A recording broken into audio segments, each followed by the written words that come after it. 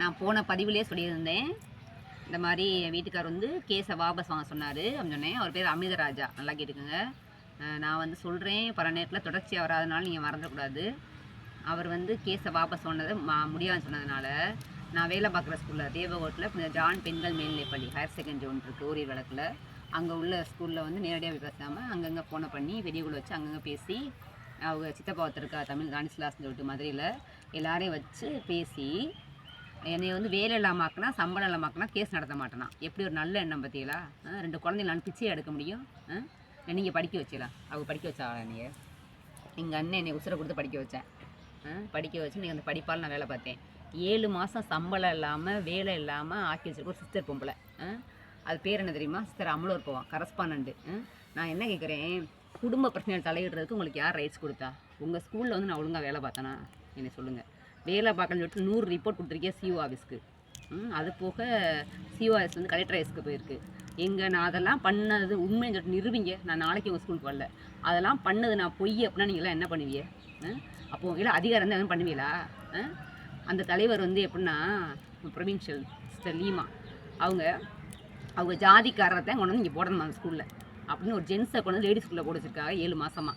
என்னையே வேணும்னே நீ ட்ரான்ஸ்ஃபர் ஆகி போ, நீ ட்ரான்ஸ்ஃபர் ஆகி போகலை அப்படின்னா உன்னை வந்து நாங்கள் வந்து வேணும்னே 2 மாதம் சம்பளம் இல்லாமாக்கி வேலை இல்லாமாக்கி எல்லா டீச்சர்ஸையும் எழுதி வாங்கினா உன் நிலைமை என்ன ஆகுமான்னு தெரிஞ்சு கேட்டே விரட்டி அடித்தாங்க. இப்போ 7 மாதம் ஆகி போச்சு. இன்ன வரைக்கும் வேலைக்கு போக வச்சிருக்கீங்களே. நீங்கள்லாம் எல்லோரும் நல்லா சாப்பிட்றீங்கல்ல, நாங்கள் ஏதோ சாப்பிடுவோம் இல்லை? எதுக்கு அப்படி பண்ணுறீங்க? உங்களுக்கு அதிகாரம் இருக்குன்னா அதிகாரம் நல்லதுக்கு பயன்படுத்துங்க, சரியா? நீங்கள் யார் என் குடும்பம் தலையிடுறதுக்கு? என் குடும்பத்தில் 1000 பிரச்சனை இருக்கும். அந்த கேஸை நான் வாபஸ் வாங்குவேன், வாபஸ் வாங்க மாட்டேன். புருஷனுக்கு அடங்கியிருக்கேன், அடங்காமல் இருக்கேன், பொம்பளையாக இருக்கேன், அது ஏன் பிரச்சனை, சரியா? அந்த குடும்பத்துக்கு உங்களுக்கு என்ன சம்மந்தம்? அது என் வீட்டுக்காரருக்கு உங்களுக்கு என்ன தொடர்பு இருக்குது? இல்லை என்ன அதிகாரத்தில் என்கிட்ட வந்து நீ சேர்ந்து வாழுன்றிய, நீ அவன்கிட்ட பேசுன்றிய, அவன் வந்து நல்லவன்றிய. நீங்கள் வந்து வாழ்ந்து பார்த்தீங்களா? யாராவது வாழ்ந்து பார்த்துருக்கீங்களா? இல்லை. நீங்கள் எப்படி அடுத்த ஜட்மெண்ட் கொடுப்பீங்க? கோர்ட்டில் கேஸ் நடக்குது, நான் கேஸில் பார்த்துக்குவேன், கோர்ட்டில் பார்த்துக்குவேன். உங்களுக்கு என்ன பிரச்சனை? நான் உங்கள் ஸ்கூலில் வேலை பார்த்தேன்னா அதை மட்டும் கேளுங்க. கலெக்ட்ரேட்டில் வந்து தீ குளித்தேன் அப்படின்னா நீங்கள் கண்டியலா? உங்கள் ஸ்கூல்னால வந்து தீ குளிச்சேனா? என்னைய ஊர் உலகமெல்லாம் வந்து எவன் கூட ஓடி போய் குடும்பமாக இருக்கான்னு சொன்னேன். அவன் எங்கள் நிரூபிக்கிட்டு வந்து நான் எவன் கூட தேவன குடும்பமாக இருந்தேன். யாராவது பார்த்தீங்களா?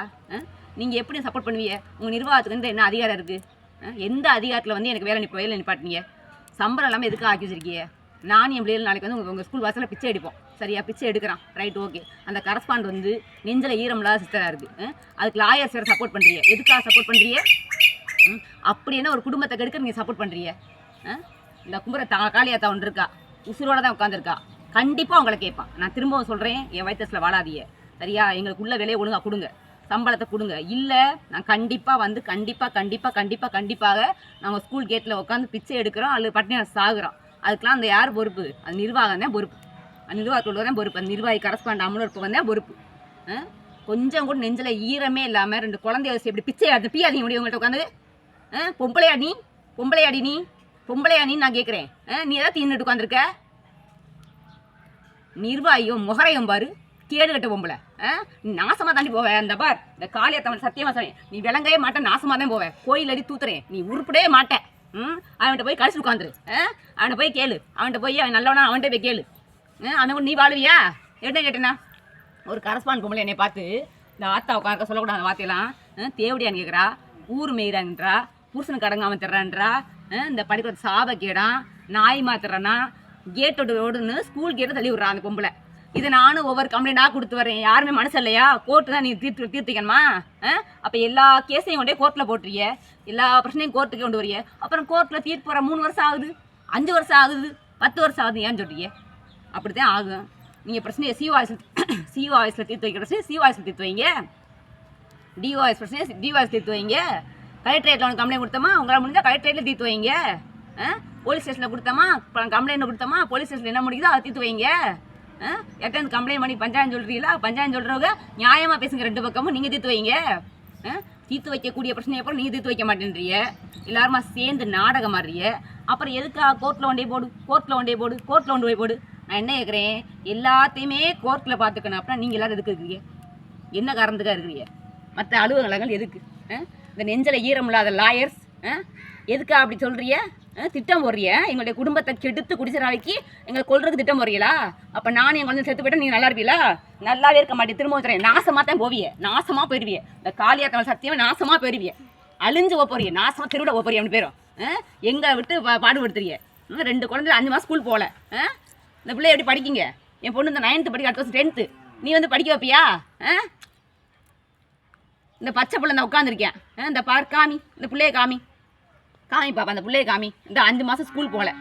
நான் அந்த இங்கே பிச்சை எடுத்து அங்கே பிச்சை எடுத்து நான் ஃபீஸ் கட்டினேன். அந்த ஃபீஸ் நிறைய தெருவா போச்சு. வாழ வைக்க வந்தவளுக்கு வாழ வைக்கிற வேலையை பாருங்க. இல்லையா பொத்திட்டு போங்க, நாங்கள் வாழ்ந்துக்கிறோம். சரியா? நெஞ்சில் ஈரம்லாம் பண்ணாதே, அழிஞ்சு போயிருவிய. ஆமாம், இந்த ஆத்தா ஒன்று பார்த்துக்கிட்டு இருக்கு. நான் கும்புற தெய்வம். கிறிஸ்தவ என்ன, இந்து என்ன, முஸ்லீம் என்ன, எல்லாரும் மனுஷதேன். அது அவங்க விருப்பம். ஏன் நீங்கள் மட்டும் கிறிஸ்தவ பிள்ளைய கட்டியாந்து வீட்டில் வைக்கிறிய? கிறிஸ்தவ பிள்ளைய கூட்டியாந்து கிறிஸ்தவ பிள்ளைக்கு வந்து இந்து பிள்ளைய கல்யாணம் பண்ணிக்கிறியா? அது உங்கள் இஷ்டம் தானே. அது மாதிரி ஏன் இஷ்டம். நான் எந்த கோயிலுக்கும் போவேன். சரியா? நீங்கள் ஒன்றும் தீர்ப்பு சொல்ல வேணாம், அது எனக்கு தெரியும். ஏன் அப்போ நீங்கள் இந்து மக்கள்லாம் என்ன பண்ணுறிய? வேளாங்கண்ணி போறிய, அதுக்காக எல்லாம் இந்து ஆயிட முடியுமா? முடியாதுல்ல. அது அவங்க விருப்பம். ஜாதி மதம் இல்லைன்றிய. ஒரு ஜாதிக்காரனை கூட்டியாந்து ஸ்கூலில் வச்சு நாடகம் ஆடிக்கிட்டு இருக்கிய, ஒரு ஆம்பளையை கூட்டியாந்து என்னை விரட்டி அடிச்சு 2 பிள்ளைய வந்து ஓத்துக்கலாம் பண்ணுறீங்களே, உருப்படியில் நீங்களா? இந்த இன்னொரு மாதிரி சொல்கிறேன், இந்த காளியாத்தவன் சத்தியமாக நாசமாக போயிருவேடி.